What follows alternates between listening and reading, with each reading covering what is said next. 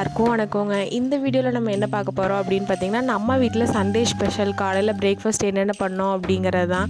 ரொம்ப நாள் கழித்து நிறையா வெரைட்டிஸ் வந்து சண்டே மார்னிங் பண்ணியிருந்த மாதிரி இருந்துச்சு. அதை தான் உங்களோட ஷேர் பண்ணிக்க போகிறேன். மார்னிங் எந்திரிச்சதே லேட்டுங்க, 7:15 ஆயிடுச்சு. அத்தை காலையில் எந்திரிக்கும் போதே மாவு பனைஞ்சு வச்சுருந்தாங்க. சரி அப்படின்னு சொல்லிட்டு கொஞ்சமாக மசால் வச்சுட்டு கொஞ்சமாக உருளைக்கிழங்கு வந்து குருமாவும் வச்சு எடுத்து வச்சாச்சு. சுட சுட பூரியும் ஒரு சைடு சுட்டு எடுத்தாச்சு. உருளைக்கிழங்கு குக்கரில் போட்டது பார்த்தோன்னே என்னோடய ஹஸ்பண்ட் மசால் தோசை வேணும் அப்படின்னு சொல்லி கேட்டிருந்தார். அவருக்கு கார சட்னி எல்லாம் இல்லாமல் வெறும் மசால் தோசை தான் வந்து ரொம்ப பிடிக்கும். சரி அதுவுமே பண்ணிடலாம் அப்படின்னு சொல்லிட்டு 2 உருளைக்கிழங்கு சேர்த்தி தான் வந்து குக்கரில் போட்டு வச்சுருந்தேன். இல்லை எந்திரிச்சனையும் அவங்கவுங்க வேலைகளுக்கு போயிட்டாங்க தோட்டத்துக்குள்ளே. சரி அவங்க வரக்குள்ளே நம்ம எல்லா வேலையும் பண்ணிடலாம் அப்படின்னு சொல்லிட்டு குக்கிங் வேலையெல்லாமே முடிச்சாச்சு. வந்ததுக்கப்புறம் தான் சுட தோசை ஊற்றினேன். மாமாவுக்கு கொஞ்சம் உடம்பு சரியில்லாத மாதிரி இருந்தங்காட்டி மாமாவுக்கு மட்டும் இட்லி ஊற்றி வச்சாச்சுங்க. சரி இட்லி ஊற்றுறதே ஊற்றிட்டோம், சிக்கன் குழம்பு இருந்துச்சு அப்படின்னு சொல்லிட்டு அதுவுமே ஒரு அடசல் தனியாக ஊற்றி வச்சாச்சு. ஹஸ்பண்ட் வந்தோடனேயுமே மசால் தோசை சுட்டு எடுக்கிறதுக்கு ஆரம்பிச்சிட்டேன். எனக்கு பார்த்திங்கன்னா நல்லா ஸ்பைஸியாக கார தோசை சுட்டு அது கூட மசால் மேலே வச்சு சாப்பிட்றதா ரொம்ப பிடிக்கும். ஆனால் என் ஹஸ்பண்டுக்கு இந்த மாதிரி வெறும் மசால் வச்சு தான் தோசை சுடுறது வந்து ரொம்ப பிடிக்கும்.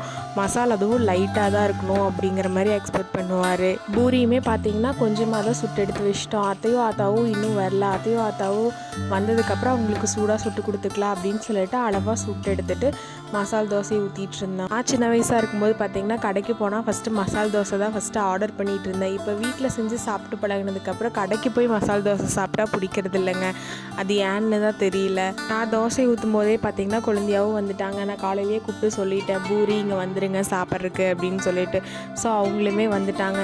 நான் என் ஹஸ்பண்ட் குழந்தையா 3 பேருமே உட்காந்து சாப்பிட்டுக்கலாம் அப்படின்னு சொல்லிட்டு சைட் பை சைட் வந்து ஒவ்வொன்றா எடுத்து வச்சுட்டு இருந்தோம் டேபிள் மேலே. அப்பச்சிக்கு உருளைக்கிழங்கு அப்படின்னாலே பிடிக்காதுங்க, அதிகமாக சேர்த்திக்கவும் மாட்டார், வாவி மாதிரி பிடிச்சிக்கும் அப்படின்னு சொல்லிட்டு.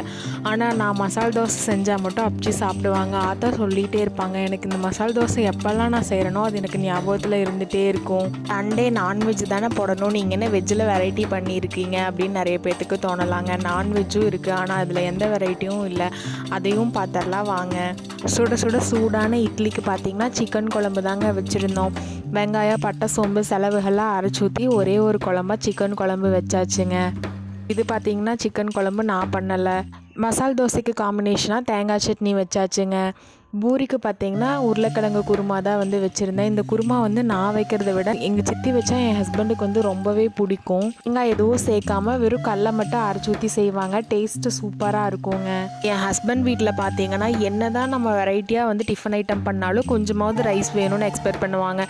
ஸோ காலையிலேயே கொள்ளு கொஞ்சமாக போட்டு கொள்ளு துவையல் வச்சாச்சுங்க. கூடவே பார்த்திங்கன்னா கொள்ளு ரசமும் முருங்கைக்கீரை பொரியலும் வச்சு அப்பளமும் பொரிச்சாச்சு. என்ன தான் நம்ம எல்லா வெரைட்டியும் சாப்பிட்டாலும் கடைசியாக அந்த ஸ்வீட் சாப்பிட்டாதான் சாப்பிட்டதோட திருப்தியே வரும். ஃபைனலாக கொஞ்சம் குலோப் ஜாமுனும் சாப்பிட்டு முடிச்சாச்சு. அனத்துக்கு இனி என்னங்க, லஞ்சுக்கு சாப்பாடு மட்டும் வச்சா போதும். உங்கள் வீட்டில் சண்டே ஸ்பெஷல் என்ன அப்படின்னு சொல்லிட்டு கமெண்ட்டில் கமெண்ட் பண்ணுங்கள். உங்களோட ஃபேவரட் ஸ்வீட்டையும் கமெண்ட்டில் கமெண்ட் பண்ணுங்கள். Have a nice day.